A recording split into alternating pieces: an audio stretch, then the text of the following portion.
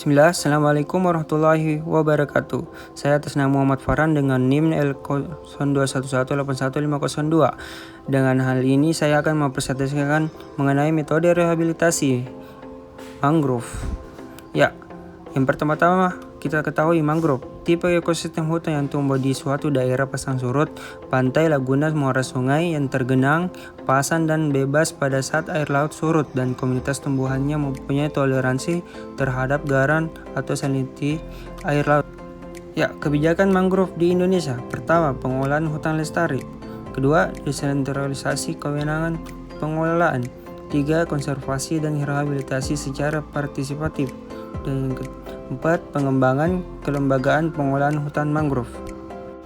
Undang-Undang Nomor 41 Tahun 1999 Pasal 1 ayat 8 sampai 9 Undang-Undang Nomor 41 yang berbunyi hutan lindung adalah kawasan hutan yang mempunyai fungsi pokok sebagai perlindungan sistem penyangga kehidupan untuk mengatur tata air, mencegah banjir, mengendalikan erosi, mencegah intrusi air laut, dan memelihara kesuburan tanah.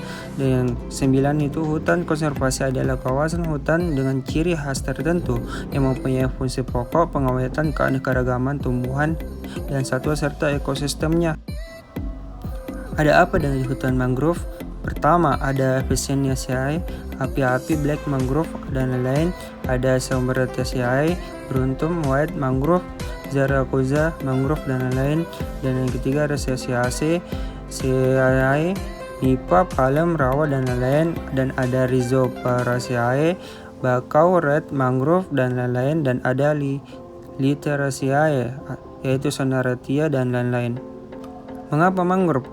Mangrove sebagai peredam gelombang dan angin, pelindung dari abrasi dan pengikisan pantai oleh air laut, penahan intrusi air laut ke darat, penahan lumpur dan perangkat sedimen sebagai penghasil sejumlah besar detritus bagi plankton yang merupakan sumber makanan utama biota laut, sebagai daerah asuhan, tempat mencari makan, feeding ground, dan daerah pemijahan swaying ground berbagai jenis ikan, udang, dan biota lainnya, sebagai habitat bagi beberapa satwa liar seperti burung, reptilia, dan mamalia, sebagai penghasil kayu intrusi, kayu bakar, bahan baku orang, dan bahan baku kertas, dan sebagai tempat ekowisata.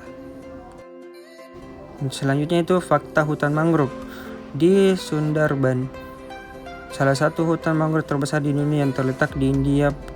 Pengerusakan hutan mangrove juga terjadi dengan sangat pesat. Warisan dunia UNESCO. WOR ini memiliki luas kurang lebih 4.200 km hektar dan sebagian besar adalah ekosistem hutan mangrove. Di sana merupakan habitat banyak flora dan fauna yang salah satunya adalah harimau Bengali, Royal Tiger yang terancam punah akibat kerusakan habitatnya.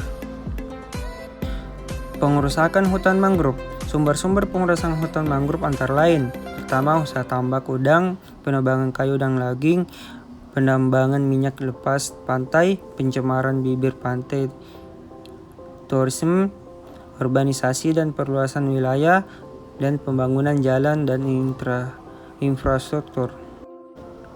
Akibat kerusakan mangrove. Yang pertama, berasi pantai, intrusi air laut lebih jauh ke daratan, banjir, perikanan laut menurun, dan sumber mata pencarian penduduk setempat berkurang. Baik, untuk pertama yaitu survei dan penetapan lokasi, di mana hal ini dilakukan untuk metode rehabilitasi secara umum. Dan yang selanjutnya itu kedua, persamaian dan pembibitan mangrove, di mana kita ketahui pembibitan itu dilakukan di tempat lain. Dan yang ketiga itu penanaman, di mana ini penanaman kita melakukan di setiap bibir-bibir pantai. Dan yang kelima itu pemeliharaan, di mana kita harus memelihara dengan sangat baik supaya pertumbuhannya membaik juga. Yang terakhir itu trik rehabilitasi mangrove. Pertama, kenali daerah yang akan direhabilitasi.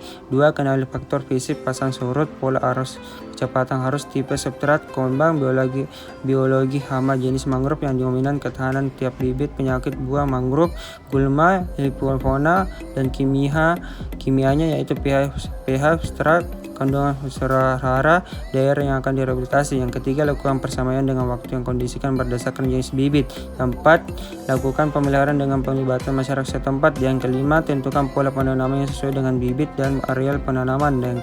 Yang keenam, sebaiknya mengambil bibit yang bersumber pada areal terdekat. Dan yang terakhir itu 7, sebaiknya menanam mangrove pada lokasi yang paling tidak pernah ditumbuhi oleh mangrove. Baik, sekian presentasi saya. Terima kasih. Assalamualaikum warahmatullahi wabarakatuh.